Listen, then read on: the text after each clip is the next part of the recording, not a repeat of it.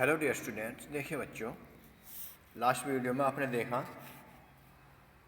Past participle, gerund और infinitive का अध्ययन आपने देखा। ये तीनों क्या होती है, इसमें नॉन इन्फिनाइट वर्ब का प्रयोग किया जाता है।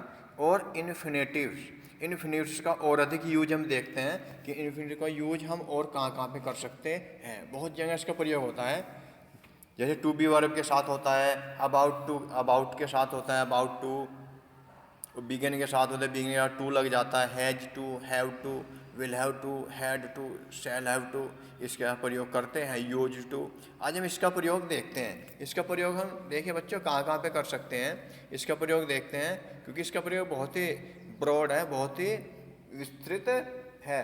देखिए इन्फिनेटिव जैसे मैंने आपको पहले ही बता चुका हूँ कि इन्फिनेटिव टू प्लस वर्ब की फर्स्ट फॉर्म लगाने से बनता है। यदि हम वर्ब से पहले टू लगा दें तो क्या बन जाता है, इन्फिनेटिव बन जाता है।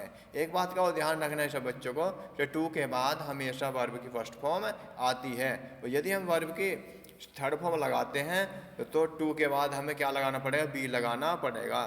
तब क्या बन जाएगा, क्या बन जाएगा, पैसिव वॉइस बन जाता है यदि हम टू के बाद भी लगा दें। तुम आगे क्लास में पढ़ोगे, जब आगे की क्लास में चले जाओगे कि to plus be plus verb की थर्ड फॉर्म, ये क्या बन जाता है, पैसिव वॉइस बन जाता है। और ये सेंटेंस क्या है, एक्टिव वॉइस।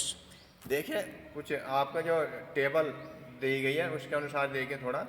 तो uses and examples to indicate the purpose of an action, ये एक एक्शन की और क्या करती हैं, एक इंडिकेट में इशारा करते हैं, द पर्पज उद्देश्य की, ऑफ एन एक्शन, एक कार्य का जो उद्देश्य होता है उसकी तरफ क्या करती हैं, इशारा करती हैं। ही बॉट सम फ्लावर्स, उसने कुछ फूल खरीदे। टू गिव मीन्स देने के लिए, क्या है, इन्फिनेटिव। टू हिज वाइफ, अपनी पत्नी को, उसने अपनी पत्नी को देने के लिए कुछ फूल खरीदे।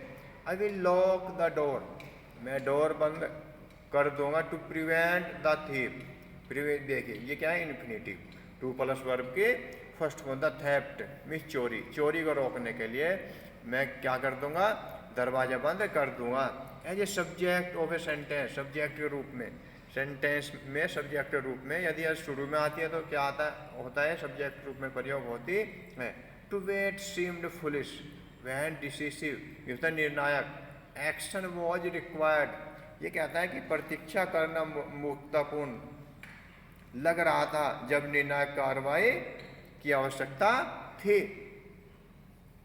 टू स्विम, तैरना।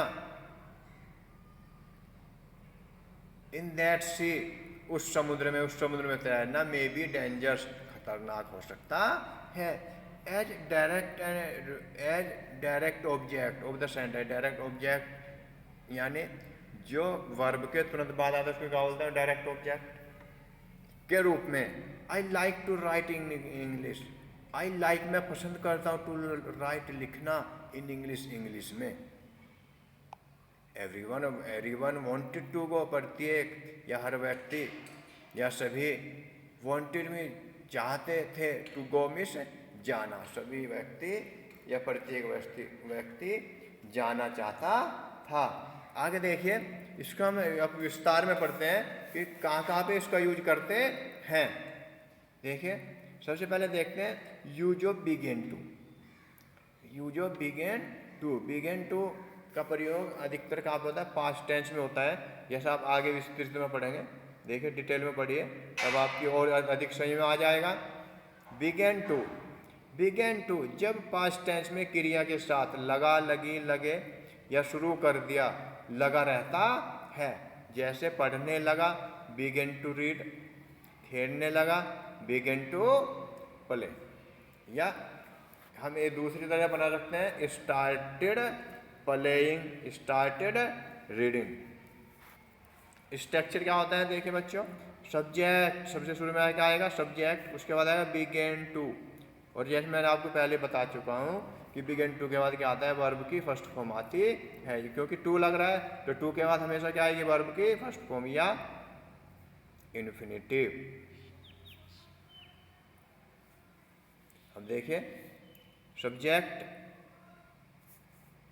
दूसरा देखिए, इसको क्या बोलते हैं, टू को इन्फिनेटिव बोलते हैं। टू के क्या बोलते हैं, इन्फिनेटिव। यहाँ में देखिए सब्जेक्ट स्टार्टेड प्लस जिरंड यहाँ वर्ब की फर्स्ट फॉर्म में आईएनजी प्लस ऑब्जेक्ट, इस तरह से हम बना सकते हैं। दोनों तरह से बना सकते हैं हम वाक्य, दोनों तरह से ठीक है। मैं देखिए दोनों तरह से आपको बना के दिखाऊंगा, सभी बच्चे ध्यान से समझेंगे। पागल पागल आदमी हंसने लगा, तो द मैडमैन पागल आदमी बिगिन टू लाफ, हंसने लगा। और या the madman started laughing, start यदि आप लगाते हैं तो क्या लगाएंगे, वर्ब की फर्स्ट फॉर्म में आईएनजी लगाते हैं। चपरासी ने घंटा बजाना शुरू कर दिया, तो the peon begin to ring the bell. और दूसरी तरह बना सकते हैं हम, देखिए दूसरी तरह कैसे बना सकते हैं, the peon started ringing the bell. चारों गर्मा गर्म समोसे खाने लगी, Charu began to eat piping hot samosa. Piping hot में क्या होता है, गर्मा गर्म समोसा खाने लगी। आगे देखते हैं, सभी बच्चे ध्यान से समझेंगे।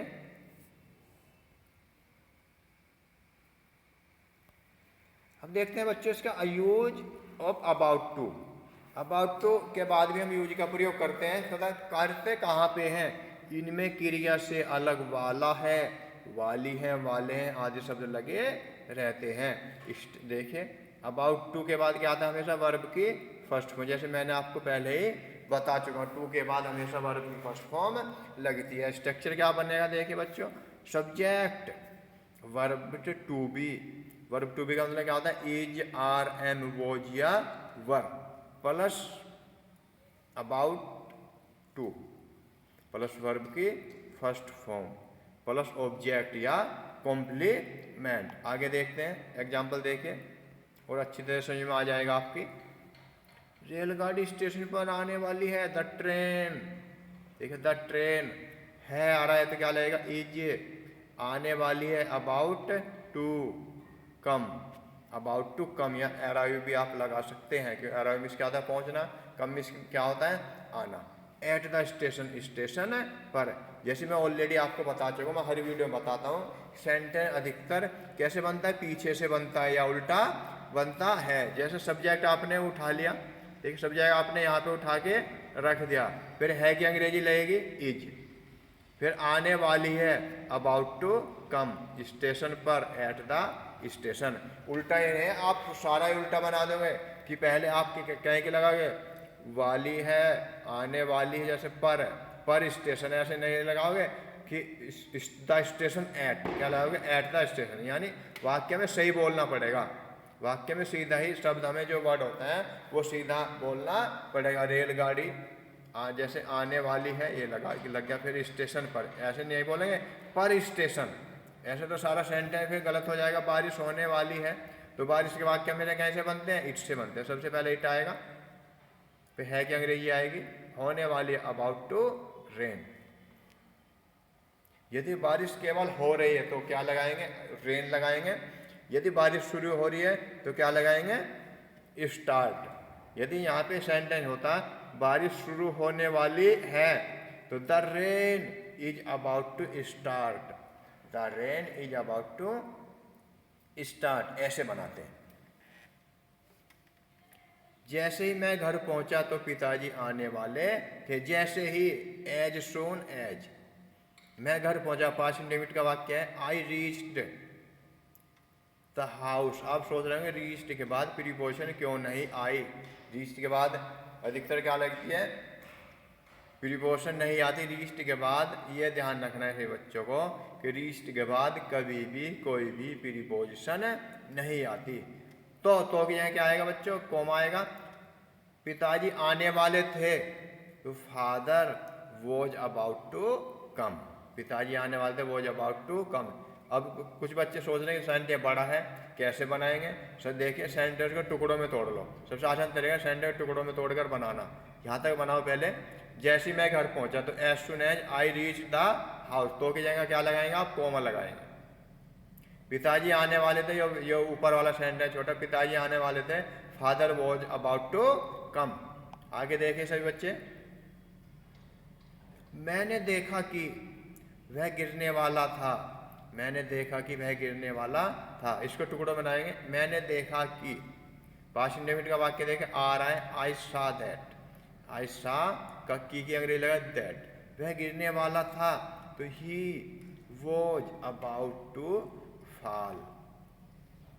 गिरने क्या होती है? फॉल।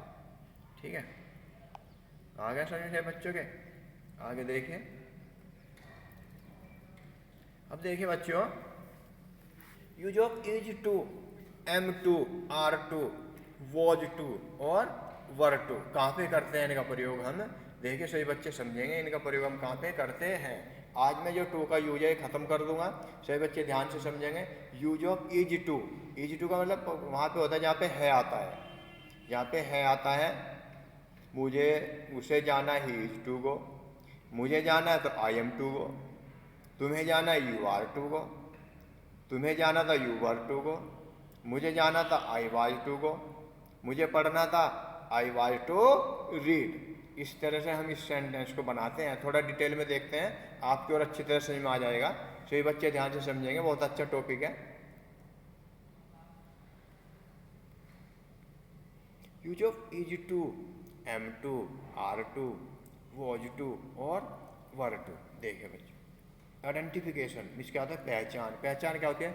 इन वाक्यों की क्रियाओं में क्या लगा रहता है? ना, ने, नी के साथ है लगा रहता है तथा था लगा रहता है। जहाँ पे था जाता है वहाँ पे वॉज टू लगाएंगे, और जहाँ पे है आता है यहाँ पे वहाँ पे क्या लगाएंगे? इज, आर, एम, वो लगाएंगे हम प्रोनाउन के अकॉर्डिंग। आता है, जैसे जाना है टू गो, नाना है टू बात। अब देखते हैं स्ट्रक्चर क्या बनता है इसका, सभी बच्चे ध्यान से समझेंगे। बहुत ही आसान सेंटेंस है। Structure, subject verb to be का मतलब क्या होता है? इज, आर, एम, वॉज या वर। वर्ब की फर्स्ट फॉर्म और ऑब्जेक्ट। मुझे तुमसे बात करनी है, मुझे तुमसे बात करनी है। ये बाता लिख रहा है, बाता नहीं है, ये बात है बच्चों, ध्यान से पढ़ना। मुझे तुमसे बात करनी है। I am to talk with you, I am to talk with you. दूसरी तरह से बना सकते हैं। देखिए बच्चों, मॉडर्न इंग्लिश में हर क्या का प्रयोग करते हैं? Has, have. आजकल मॉडर्न इंग्लिश में क्या का प्रयोग हो रहा है?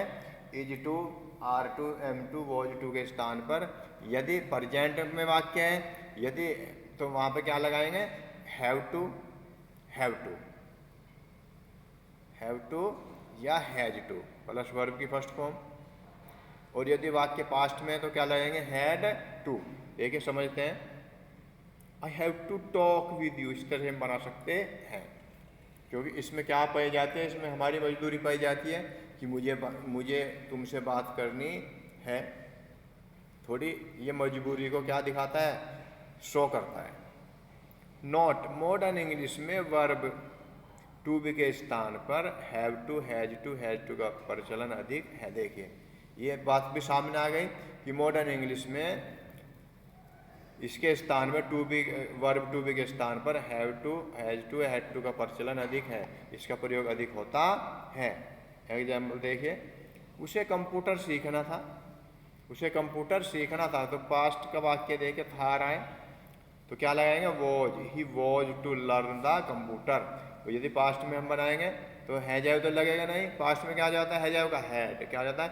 He had to learn the computer. आगे देखते हैं। देखिए बच्चों, आगे देखे आता है। देखिए बच्चों, use of use to and would. Use to would का प्रयोग कहाँ पे होता है? जहाँ पे व्यक्ति के अंदर आदत पाई जाती है। देखिए बच्चों, मॉडर्न इंग्लिश में यूज टू के स्थान पर वुड का प्रयोग हो रहा है। जैसे वह नहाया करता था, तो ही यूज टू बाथ या ही वुड बाथ। वह बात किया करता था, तो ही यूज टू टॉक या ही वुड टॉक। वह रोज नदी पर घूमने जाया करता था, तो he used to go for a walk on the river. आगे देखिए, यदि वुड का प्रयोग करते हैं तो he would, he would go for a walk in at on the river। आगे देखिए, थोड़ा डिटेल में देखते हैं, सही बच्चे को और जल्दी सही में आ जाएगा। सही बच्चे ध्यान से समझेंगे। यूज टू प्लस वर्ब की फर्स्ट फॉर्म। यूज टू के साथ हमेशा क्या का प्रयोग होता है, वर्ब की फर्स्ट फॉर्म का प्रयोग होता है। यूज टू प्लस वर्ब की फॉर हैबिट, ये आदत के लिए प्रयोग होता है।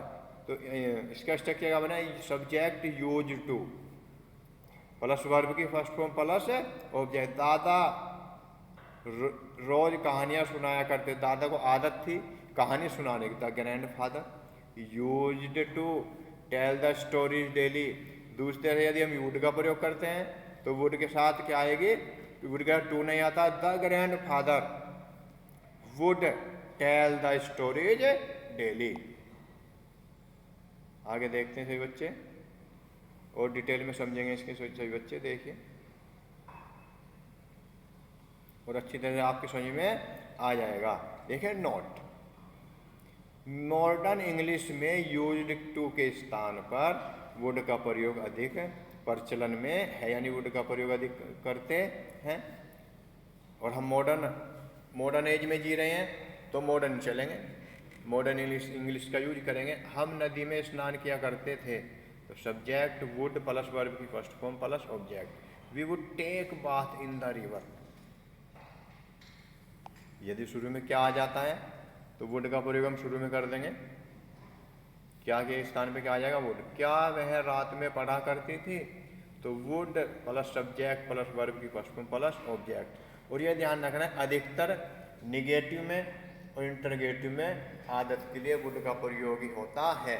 और ये यदि हम सभी में ही वुड का प्रयोग करते हैं और भी अच्छी बात है, क्योंकि मॉडर्न इंग्लिश में यूज टू के स्थान पर क्या का यूज होता है, वुड का प्रयोग होता है।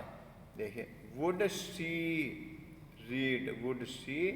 Read eight night. और दूसरी तरह बना सकते हैं, करती थी, तो पास्ट इंडेफिनिट का वाक्य तो क्या है, शुरू में क्या आएगा, डिड सी यूज, फिर क्या आएगा, यूज, क्योंकि यूज में क्या हट जाएगा, ईडी हट जाएगा। यूज्ड, डिड सी यूज में से डी हट जाएगा, टू रीड एट नाइट। देखिए, आगे देखते हैं सही बच्चे, ध्यान से पढ़ेंगे।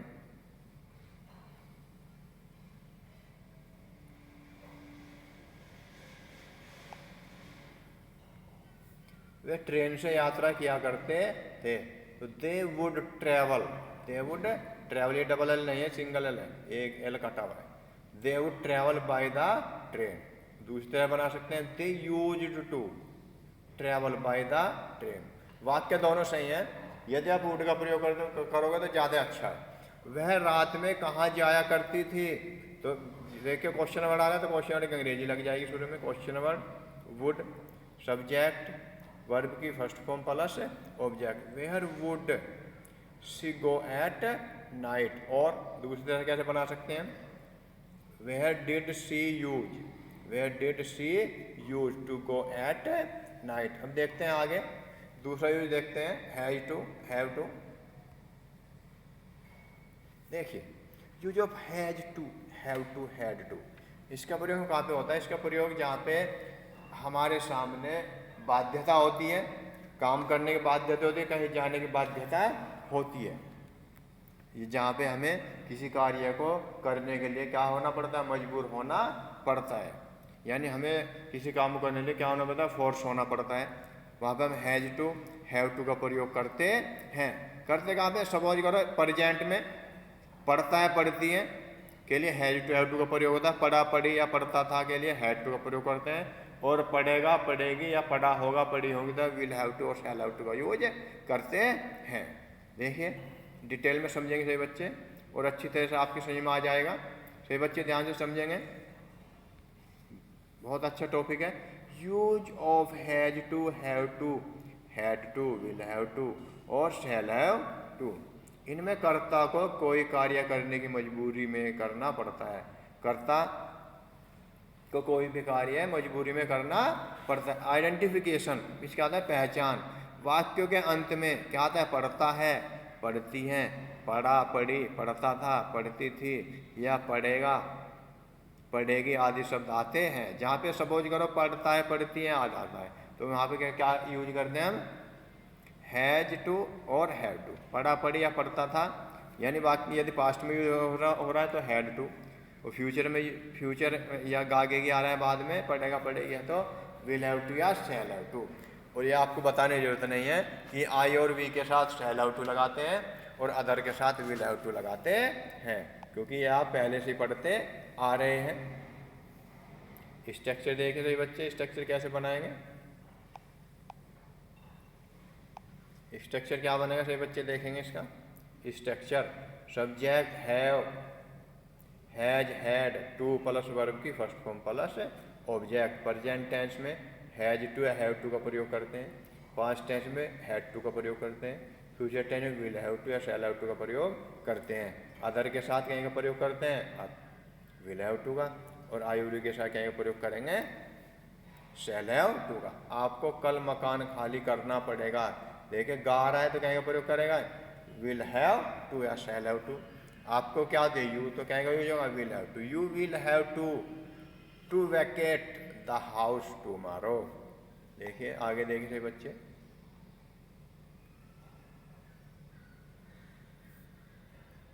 छात्रों को रोज स्कूल जाना पड़ता है, पढ़ता आ रहा है, देखो क्या बोलो हैज हैव टू या हैव टू, वो लगेगा सब्जेक्ट के अकॉर्डिंग। यदि सिंगुलर पर्सन है, सिंगुलर नंबर है तो क्या लगाएंगे हैज टू, प्लूरल नंबर है तो हैव टू लगाते हैं। The students have to go to school on foot, पैदल की क्या होती है ऑन फुट डेली। राजा को अनेक कठिनाइयों का सामना करना पड़ा, देखो पढ़ा पढ़ी आ रहा तो कह रहे हैं हैड टू, क्या यूज करेंगे हैड टू, कोई पास्ट का वाक्य है। The king had to face, the king had to face many hardships, का मतलब होता है हार्डशिप में होता है कठिनाइयाँ। The king had to face many hardship. सही बच्चे, इसका बार बार अध्ययन करेंगे।